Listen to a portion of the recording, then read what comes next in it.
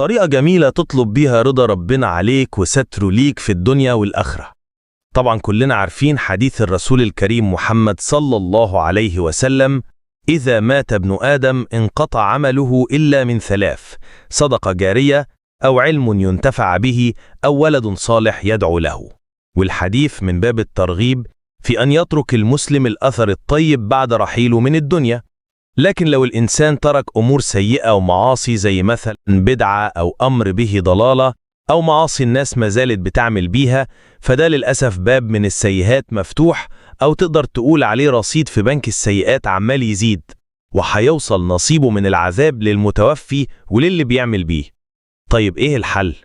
الحل لو في أمر أو فتوى أو نصيحة من حد فيها مخالفة شرعية واضحة، والشخص اللي قالها وتوفى وانت متأكد انها حرام او غلط بالنصوص القاطعة في القرآن او الأحاديث، فبلاش تعملها.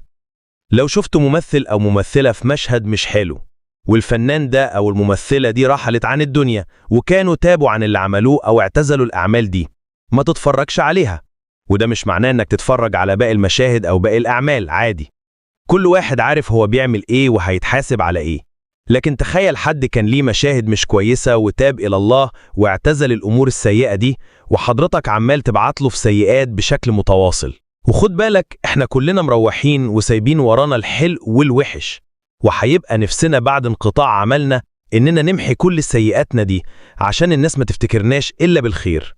ربنا يتوب علينا ويتجاوز عن سيئاتنا ويزيد من حسناتنا ويسخر لينا من يدعو لنا بالرحمة. اللهم أمين يا رب العالمين.